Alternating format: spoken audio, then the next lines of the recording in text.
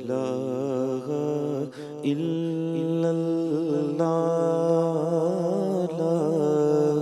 الہ الا اللہ حق لا الہ الا اللہ لا الہ الا اللہ اول و آخر ہے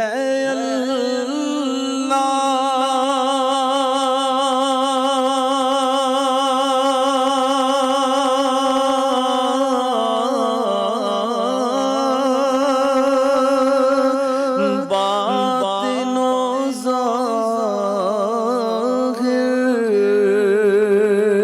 ہے اللہ، باطن و ظاہر ہے اللہ، حافظ و ناصر ہے الا اللہ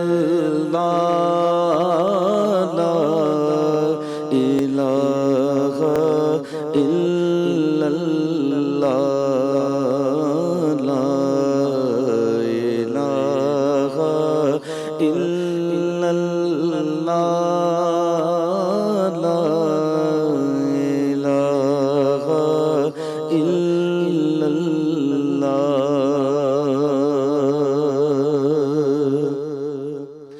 کھل جائیں در جنت کے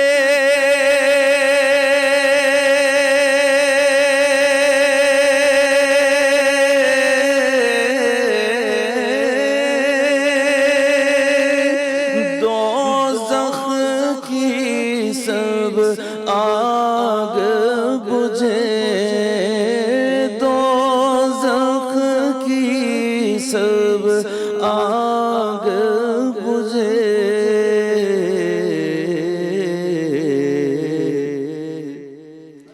دل سے کوئی ایک بار کہے لا الہ الا اللہ لا الہ الا اللہ لا الہ الا اللہ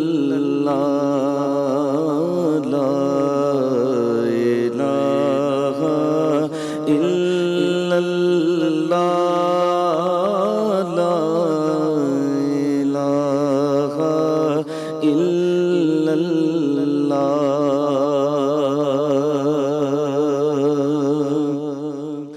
حسین پاک سے پوچھا کہ کچھ بچا بھی گئے، تو سر کٹا کے کہا لا الہ الا اللہ لا الہ الا اللہ۔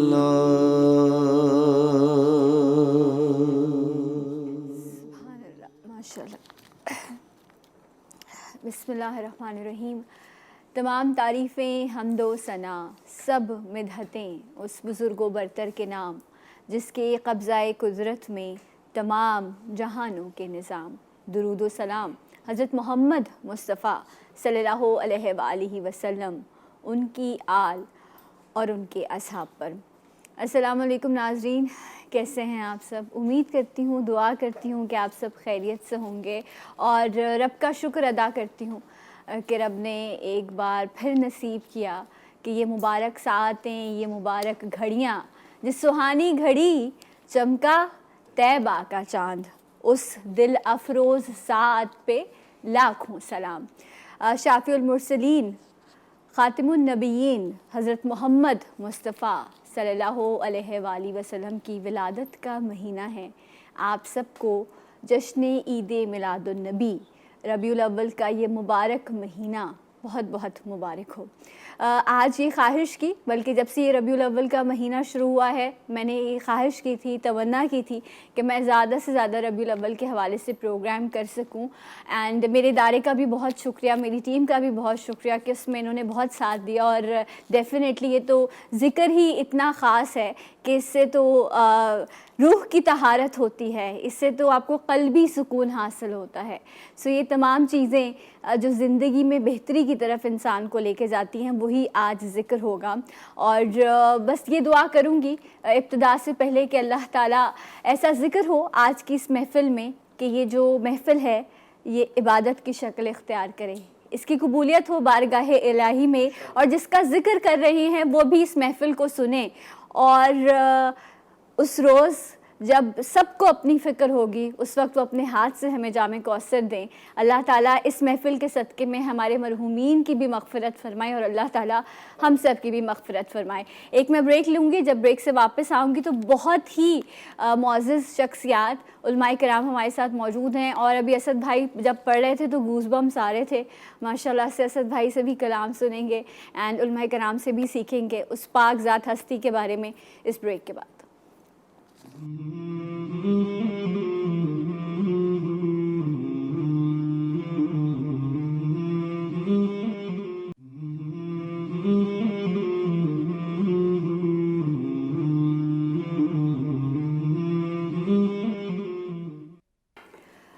درود پڑھ کے کوئی اگر ابتدا نہ کرے، درود پڑھ کے کوئی اگر ابتدا نہ کرے، اسے یہ چاہیے کہ پھر ذکر مصطفیٰ نہ کرے۔ نبی کریم صلی اللہ علیہ وسلم کی ذات اقدس پر لاکھوں درود اور لاکھوں سلام۔ یہ محبت کا نذرانہ وہاں تک پہنچے جہاں تک اپنی آواز پہنچانے کا ہر عاشق جو ہے وہ خواہش کرتا ہے۔ نبی کریم صلی اللہ علیہ وآلہ وسلم کی صفات، ان کے شمائل مصطفیٰ، ان کی سنت، ان سے منسوب ہر وہ چیز جس کی تعظیم کرنا ہم پر فرض ہے، اس حوالے سے ہم آج بات کریں گے۔ یہ سوچ کر بات کریں گے کہ ہم عشق مصطفیٰ کا دعویٰ کرتے ہیں، ہم عاشقان رسول صلی اللہ علیہ وسلم ہونے پر فخر کرتے ہیں، لیکن کیا ہم نبی کی سنت پر ویسے عمل بھی کرتے ہیں جیسے وہ چاہتے تھے کہ کوئی ہمیں دیکھ کر یہ کہے یہ تو مصطفیٰ کا عاشق ہے، یہ تو ان پر عمل کرنے والا، ان کی سنت پر عمل کرنے والا ہے۔ آج کی محفل جب آپ سنیں تو یہ دعا کیجیے گا اور یہ خواہش کیجیے گا کہ اللہ تعالیٰ ہمیں ان کی سنت پر عمل کرنے والا بنائے۔ محترم شخصیات ہمارے ساتھ موجود ہیں۔ سب سے پہلے ہمارے بہت پیارے بھائی ہیں، ہمیشہ آتے ہیں، ہمیں سکھاتے ہیں، ہمارے ساتھ موجود ہیں مفتی نور رحمانی صاحب۔ السلام علیکم، کیسے ہیں مفتی صاحب؟ آپ کو یہ مبارک مہینہ بہت بہت مبارک ہو۔ اور ایک ایسی شخصیت جو کراچی میں نہیں لیکن جب بھی کراچی میں آتے ہیں تو ہمیں وقت دیتے ہیں، اور ماشاءاللہ سے اللہ تعالیٰ نے ان کو دین کے علم سے نوازا ہے، اور یہ آ کر ہماری بھی رہنمائی فرماتے ہیں۔ مفتی ابو محمد صاحب، السلام علیکم۔ وعلیکم السلام ورحمۃ اللہ۔ خیریت سے ہیں؟ الحمدللہ، آپ کو بھی خوش آمدید کہتے ہیں۔ اور اسد بھائی جب بھی آتے ہیں ہمیں رلا کے جاتے ہیں ماشاءاللہ۔ اسد بھائی آپ کو جشن عید میلاد النبی بہت بہت مبارک ہو۔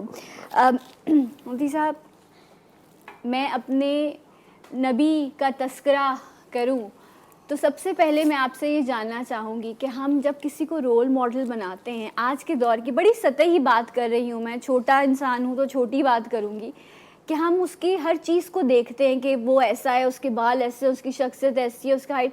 میں چاہتی ہوں کہ جو نبی کے شمائل ہیں وہ آپ ہمیں بتائیں کہ وہ کیسے دکھتے تھے۔ جیسے ہم نے سنا کہ بادل ان پر سایہ کیے رکھتے تھے، ان کا سایہ نہیں تھا، ان کے دندان مبارک کی چمک، یہ ساری چیزیں میں جاننا اور سننا چاہتی ہوں آپ سے۔ نحمد ونصلی علی رسولہ الکریم، اما بعد فاعوذ باللہ من الشیطان الرجیم، بسم اللہ الرحمن الرحیم۔ قال اللہ تعالی فی القرآن المجید والفرقان الحمید والضحی واللیل سبحان وقام اللہ۔ آخر انا آتیناک الکوثر۔ وقال اللہ تعالی مقام آخر سبحان الذی اسری بعبدہ لیلا من المسجد الحرام الی المسجد الاقصی۔ وقال اللہ تعالی مقام آخر والنجم اذا ہوا۔ صدق اللہ العظیم و صدق رسولہ النبی الکریم الامین الرؤوف الرحیم۔ تمام تعریفیں اللہ سبحانہ و تعالیٰ کے لیے جو خالق ہے، مالک ہے، رازق ہے، اور درود و سلام ان پر جو حبیب کائنات ہیں۔ بے شک درود و سلام ان پر جب بھی قرآن میں ان کا نام لیا گیا تو ہر نبی کا نام لے کے پکارا گیا، ان کو کبھی طٰہٰ کے کہا گیا، کبھی یاسین کہا گیا، کبھی مزمل کہا گیا، کبھی مدثر کہا گیا۔ جو اگر وہ کملی اوڑے ہوئے ہیں تو قرآن میں اسی طرح ان کا تذکرہ کیا، میرے آقا حضور محمد رسول اللہ صلی اللہ علیہ وآلہ وسلم۔ اس کائنات میں جتنے لوگ گزرے ہیں، حضرت آدم علیہ السلام سے لے کر حضرت عیسیٰ تک، وہ کس طرح چلتے تھے، وہ کس طرح بیٹھتے تھے، وہ کس طرح دیکھتے تھے، معلوم کرنا مشکل ہو جاتا ہے۔ اس کائنات میں صرف ایک ہستی ہیں جن کی ایک ایک مسکراہٹ تک صحابہ نے بتایا کہ نبی اسلام اس جگہ اس طرح سے تھے۔ میں مثال دیتا ہوں، ابھی میں بات کروں حضور کے شمائل پر۔ سیدنا عبداللہ ابن عمر، حضرت عمر فاروق، جن کے بارے میں میرے نبی نے کہا میرے بعد کوئی نبی ہوتا تو وہ عمر ہوتے، جن سے میرے نبی محبت کرتے تھے۔ نبی کا ہر صحابی مرید رسول ہے اور میرے عمر مراد رسول ہیں۔ سبحان اللہ۔ اور ان کے صاحبزادے عبداللہ ابن عمر رضی اللہ تعالیٰ جا رہے ہیں، جاتے جگہ ایک جگہ بیٹھ گئے۔ لوگوں نے پوچھا کوئی حاجت تھی؟ کہا نہیں۔ تو پھر بیٹھے کیوں؟ کہا اس جگہ سے گزرا تھا تو ساتھ مصطفیٰ بیٹھے تھے، یہ کیسے ہو سکتا ہے کہ میں یہاں سے بغیر بیٹھے گزر جاؤں؟ ایک صحابی گزر رہے ہیں اور گزرتے گزرتے اس طرح سر جھکا لیا، اور سر جھکا کر کافی دیر جھکاتے گزرے اور پھر سر اٹھایا۔ راستہ تھا بالکل عام سیدھا راستہ۔ تو نوجوان نے پوچھا حضرت آپ بزرگ ہیں، یہاں سر جھکا کے کیوں چلے؟ کہا مدینے میں یہاں کبھی کسی وقت میں درخت ہوا کرتا تھا اور کھجور کا درخت، اس کی شاخیں ایسے نکلی ہوئی تھی، میں حضور کے ساتھ جا رہا تھا، صدیق اکبر عمر فاروق بھی تھے، اور نبی نے یہاں سر جھکا کے، شاخ تھی جھکا کے گزرے تھے۔ اب جب بھی یہاں سے کوئی گزرتا ہے صحابی تو نبی کی محبت میں سر جھکا کے گزرتا ہے، کیونکہ نبی علیہ السلام اس ہستی کا کیا کہنا کہ جن کے بال اگر سامنے آ جائیں تو واللیل، جن کا چہرہ والضحیٰ، جن کے بارے میں جابر رضی اللہ تعالیٰ فرماتے ہیں خدا کی قسم ہم چہرے مصطفیٰ بھی دیکھتے تھے، چاند بھی دیکھتے تھے، چہرے مصطفیٰ بھی دیکھتے تھے، چاند بھی دیکھتے تھے، اور پھر ہر صحابی یہ کہنے میں مجبور ہوتا تھا واللہ چاند تجھ سے زیادہ حسین روشن چہرہ میرے مصطفیٰ کا ہے صلی اللہ علیہ وآلہ وسلم۔ وہ زلف مبارک کتنی حسین تھی، کانوں سے نیچے تک تھی، کالی زلفیں تھیں میرے آقا کریم صلی اللہ علیہ وسلم۔ آنکھیں مبارک، بڑی سی آنکھیں مبارک، پوری جو سفیدی، پوری بالکل سفید پیور، اس میں ہلکی ہلکی لال سی ڈورے تھیں، جو کالی جو ہے ابھی جو آپ کی پپوٹے ہوتے ہیں بالکل کالے تھے، بھویں مبارک تھوڑی گھنی تھیں، چہرے مصطفیٰ کشادہ تھا، داڑھی مبارک بڑی لمبی تھی، سینہ مبارک چوڑا تھا، اور سینے سے لے کر پیٹ تک بالکل ایک باریک سی لکیر آتی تھی، ہر جوڑ ایسا تھا کہ حسین لگتا تھا، اور حضور کا جسم کا جو رنگ تھا وہ سفید تھا، صحابہ کیسے ہوتا چاندی کی طرح چمکتا ہوا رنگ میرے مصطفیٰ کریم۔ اور لعاب دہن کا کیا کہنا، میں آپ سے سوال کروں گا، آپ سے سوال کروں، ناظرین سے سوال کروں گا، وہ لعاب دہن نبی علیہ السلام کا، اگر ایک آنکھ میں پتھر لگ جائے، آپ سے بھی اور آپ سے، میں نے ڈاکٹر سے بھی سوال پوچھا تھا، اور وہ آنکھ پوری بہہ کر باہر آ جائے پوری، تو کیا اس کی روشنی واپس کوئی کر سکتا ہے؟ کوئی نہیں کر سکتا۔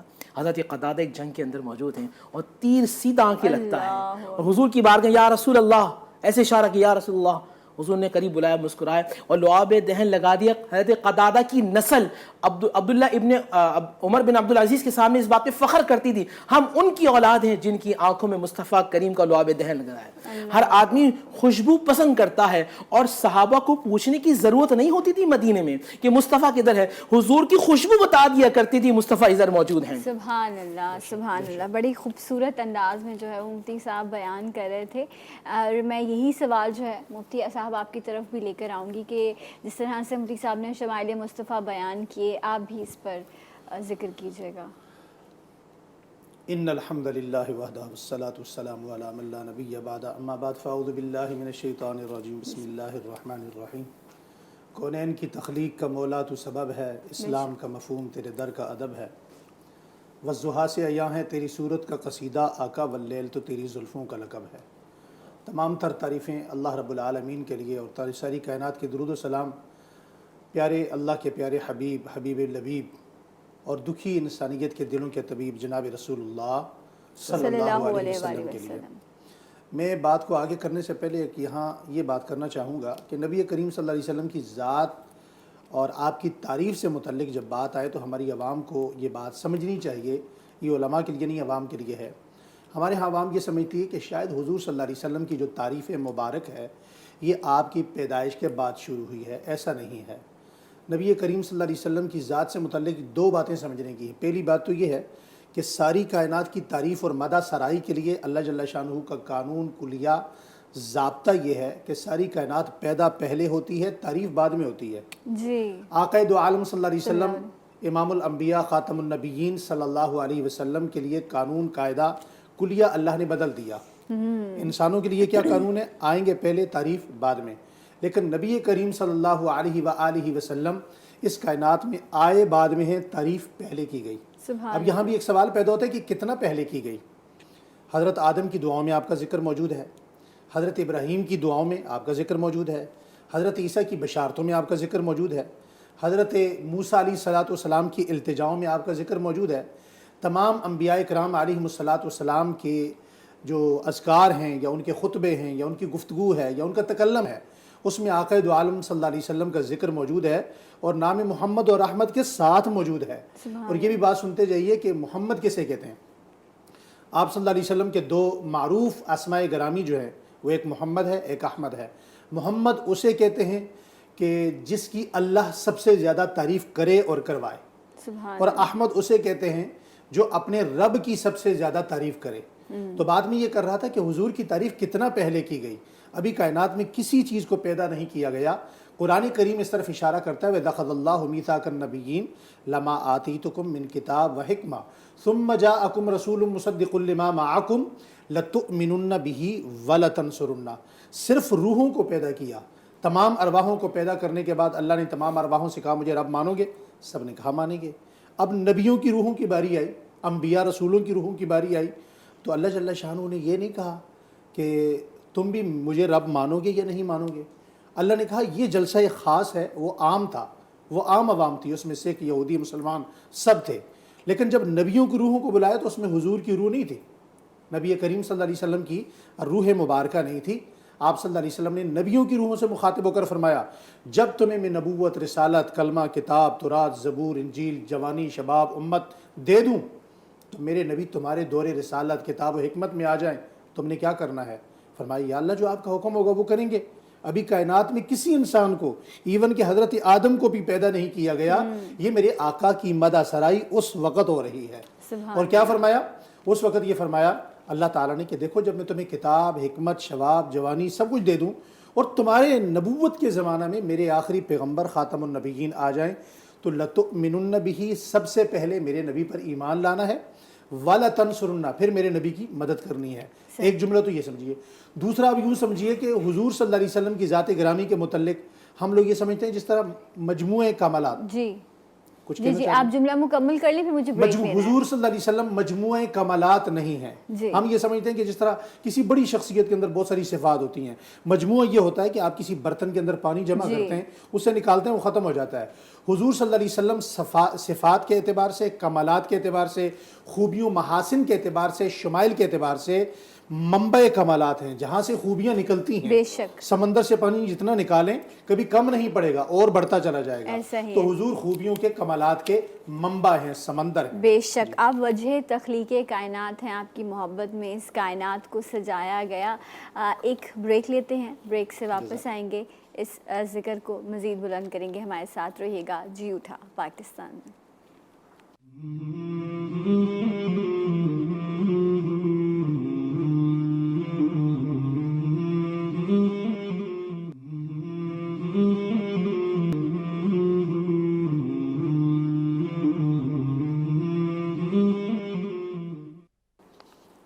جی ناظرین ایک بار پھر سے آپ سب کو خوش آمدید کہتے ہیں. نبی کریم صلی اللہ علیہ وآلہ وسلم کی ذات اقدس پر لاکھوں درود اور لاکھوں سلام. انہی کا ذکر یہاں ہم بلند کریں تاکہ ہم اپنی جو ہے وہ روحوں کی طہارت کر سکیں. اور ابھی بریک پہ جانے سے پہلے مفتی صاحب بیان کر رہے تھے کہ جب کچھ بھی نہیں تھا تب بھی آپ کا ذکر تھا. تو مجھے ایک بات یاد آئی، وہ میں اس کا تذکرہ کرتی چلوں پھر مفتی صاحب کی طرف آؤں گی. کہ ایک امریکی مصنف ہے، ہسٹورین ہے، مائیکل ہارٹ اس کا نام ہے. اس نے ایک کتاب لکھی دی ہنڈریڈس کے نام سے، اور وہ ہسٹورین تھا. تو اس نے سوچا کہ جو دنیا کی تاریخ میں بہت مؤثر شخصیات گزرے ہیں ان کو میں ان کے بارے میں جانوں گا، سمجھوں گا، اور پھر اس کتاب میں ان 100 لوگوں کا نام درج کروں گا، جس کے لیے اس نے کچھ ضابطے بنائے کہ اس کرائٹیریا پہ جو شخصیات اترتی ہیں وہی اس کتاب میں ان کا نام درج ہوگا. اور 70 زبانوں میں اس کتاب کا ترجمہ ہوا اور لاکھوں کتابیں جو ہیں وہ اس کی بکی. اور جب وہ کتاب شائع ہوئی تو اس کتاب میں جو سب سے پہلا نام اس فہرست میں تھا وہ تھا میرے محمد صلی اللہ علیہ وآلہ وسلم کا.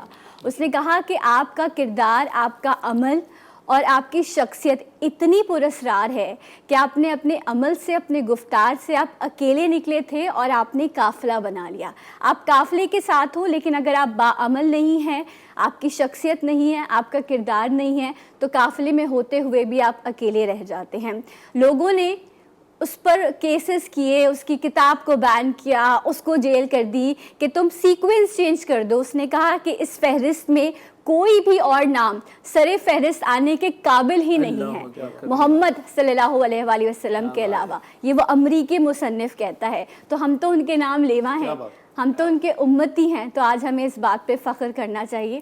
یہ ذکر ہوا تھا تو مجھے یہ بات یاد آ گئی اور میں نے کہا میں یہ بات بھی کہہ دوں فخر سے کہ ایسے ہیں ہمارے محمد. مفتی صاحب آپ سے چاہوں گی کہ اس چیز کو کنٹینیو کیجیے گا اور یہاں پر یہ بھی بتائیے گا وہ ذکر جو قرآن میں بھی ہوا کہ ہم نے آپ ہی کے ذکر کو آپ کے لیے بلند کر دیا. وَرَفَعْنَا لَكَ ذِكْرَكَ، اسی ذکر کو بلند کیجیے. بسم اللہ الرحمن الرحیم. اور یہ شان ہے بے کہ شک جو حضور کا نام لیتا ہے، جو حضور کا ذکر کرتا ہے، اللہ زمانے میں اس کا ذکر کر دیتا ہے. بے شک جو حضور کو اپنا رول ماڈل اپناتا ہے، پوری کائنات میں اللہ اس بندے کو رول ماڈل بنا دیتا ہے. سبحان جو نبی علیہ السلام کی سیرت پہ چلتا ہے، اللہ اس کے ساتھ زمانے کو کر دیتا ہے.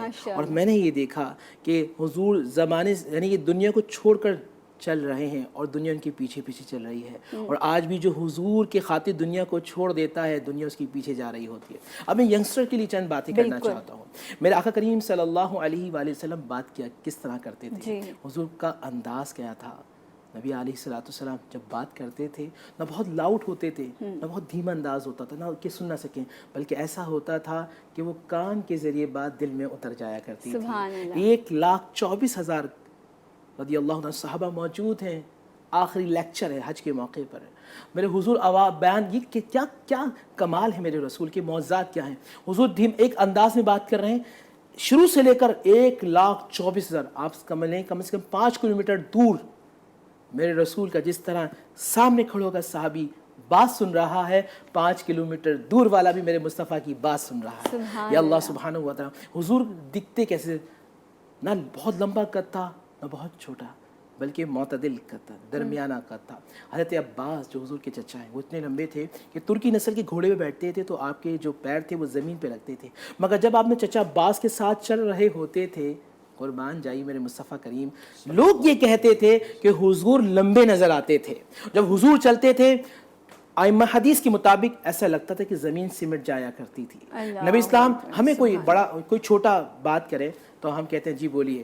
نبی کا انداز کیا تھا، پورا مڑ کر اس بندے کے پاس دیکھ کر کہتے تھے جی آپ فرمائیے. یہ میرے آقا کریم صلی اللہ علیہ وسلم اتنی توجہ دیتے تھے، اتنی محبتیں بانٹتے تھے. میرا کیا کام ہے، اور آج کے دن میں ہمیشہ کہتا ہوں ان دنوں کو منانا نہیں چاہیے بلکہ اپنانا چاہیے.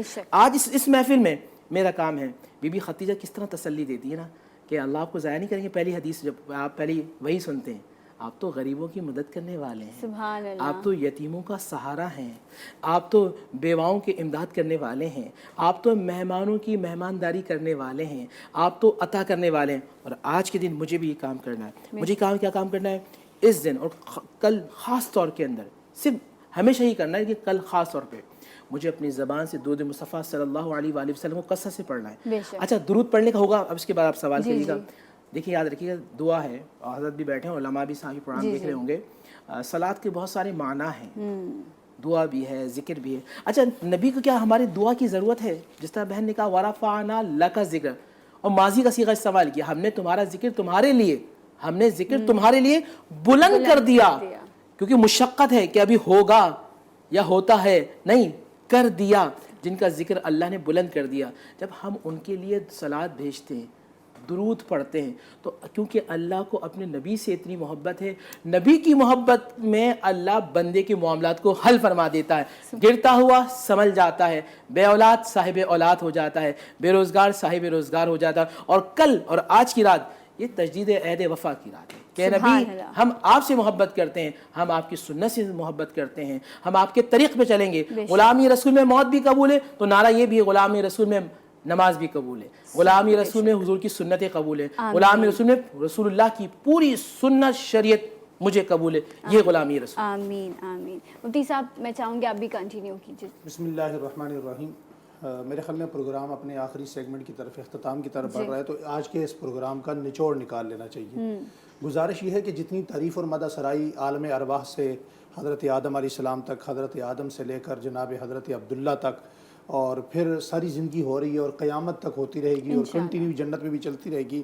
اور آج بھی ہم اپنے اپنے انداز میں محبت کا، جس محبت کا اظہار کر رہے ہیں، کوئی جلوس نکال کے، کوئی نعت پڑھ کے، کوئی تقریر کر کے، کوئی بیان کر کے، کوئی قرآن پڑھ کے، کوئی درود پڑھ کے، کوئی کسی انداز سے، کوئی عمرہ کر کے، کوئی وہاں سلام پیش کر کے، اس ساری محبت کا تقاضا کیا ہے؟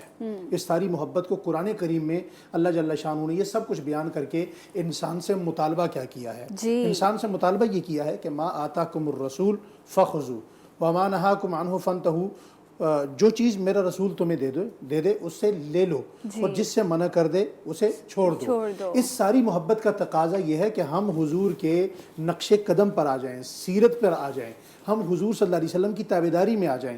اور اللہ جل شانہ نے واضح طور پر قرآن کریم میں کیا فرما دیا؟ وَمَن يُطِعِ الرَّسُولَ فَقَدْ أَطَاعَ اللَّهَ، میرے نبی کی اطاعت ہی میری اطاعت ہے، بے شک، اس کے علاوہ مجھے کوئی طریقہ برداشت ہی نہیں ہے۔